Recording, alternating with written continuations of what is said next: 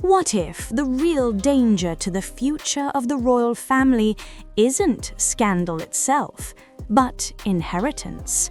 Not wealth, not titles, but the baggage that comes with a last name that has been dragged through decades of controversy.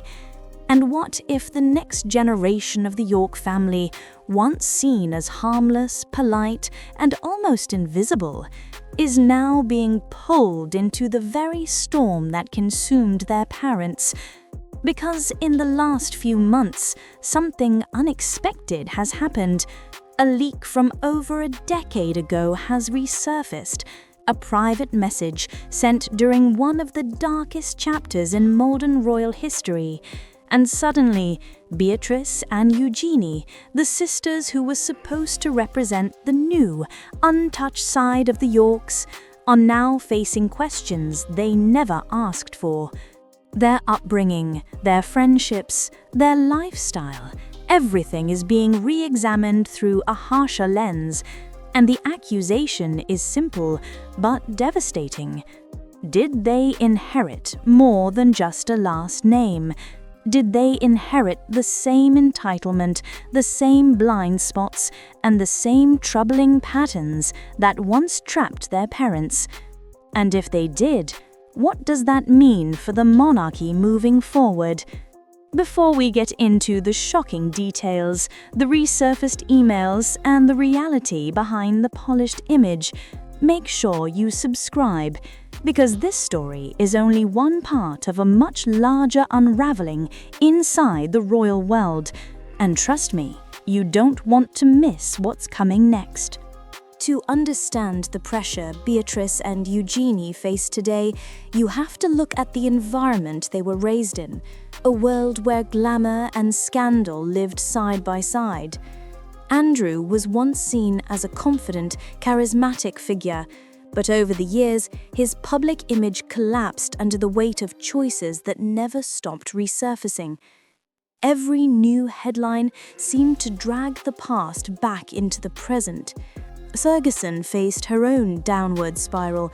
From financial troubles to embarrassing tabloid moments, she spent decades trying to climb out of mistakes that always seemed to find their way back into the spotlight.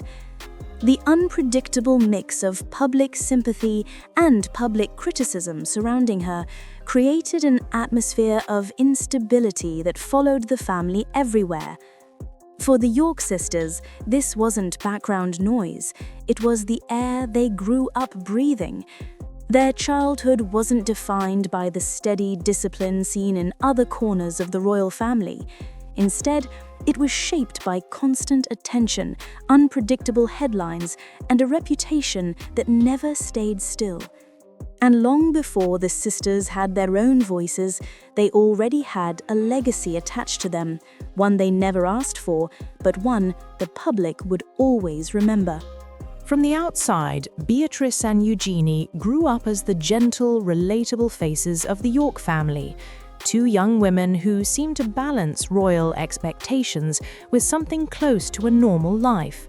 They went to school, built careers, formed friendships, and appeared far removed from the chaos surrounding their parents. But their version of normal was shaped by a very specific world. They were raised in comfort, protected from financial pressure, surrounded by influential circles, and insulated from the kind of everyday struggles most people face. Their childhood was defined by a mix of privilege and public curiosity, with their family name opening doors long before they ever stepped into adulthood. For years, supporters pointed to them as proof that the York family still had a softer, more modern side. Yet critics saw something different, a lifestyle that didn't match the relatable image they tried to project. Luxury holidays, elite social circles, and high-profile connections were part of their reality, whether they wanted it or not. And slowly, a question began to form. Were they simply living their lives, or living inside the same bubble that once kept their parents disconnected from consequence? That question only grew louder once accusations about entitlement and questionable social circles started to surface. As the sisters stepped into adulthood, the tone around them began to shift. Behind the polite smiles and carefully managed appearances, insiders describe something less flattering, a sense of insulation that echoed the patterns their family had been criticized for years earlier. Reports claimed that Beatrice and Eugenie often gravitated toward wealthy, well-connected figures whose reputations weren't always clean, forming friendships that raised eyebrows inside both social and royal circles. Those close to them argued that the sisters were simply open-hearted, choosing to see the best in people rather than judging them by headlines. But critics saw something else.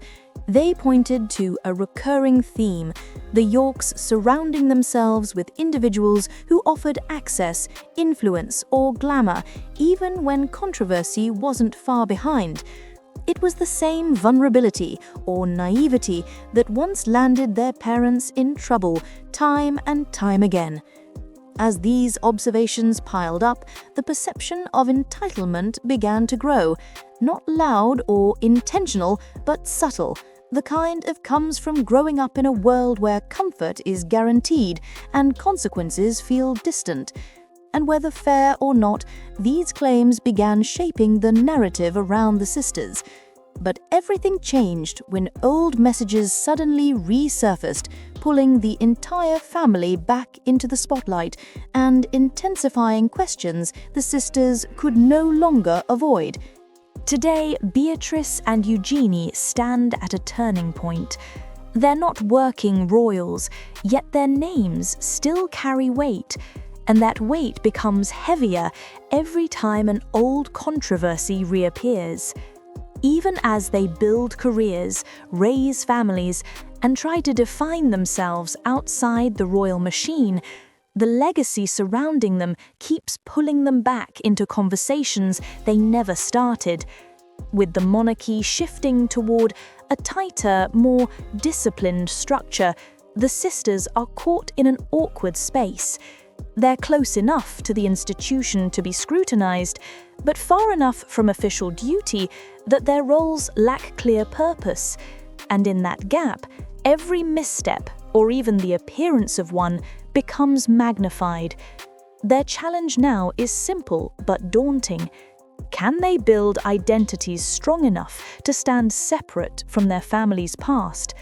Or will every friendship, every appearance, and every headline be filtered through a lens shaped long before they were old enough to understand it? The future of their public image may depend not on what they do next, but on how much distance they can create between themselves and the shadows that continue to follow the York name. The story of Beatrice and Eugenie isn't a simple tale of privilege or scandal. It's a study of what happens when a family name carries more weight than personal choices ever could. They've worked, they've built lives of their own, and they've tried to stay out of the chaos that once defined their household. Yet every time new revelations emerge, the past rises with them, dragging the sisters into a narrative they didn't write. Maybe they're misunderstood. Maybe they're still trying to figure out how to exist somewhere between royalty and real life. Or maybe they're facing a truth most people never will. When the world already decided who your family is, it becomes nearly impossible to convince anyone who you are. What happens next will depend on whether they can finally step out of the long shadow of the York legacy, or whether that shadow will continue shaping their future no matter how much they try to outrun it. In the end, the real question isn't just about entitlement or scandal. It's whether anyone born into a story this complicated can ever truly rewrite it,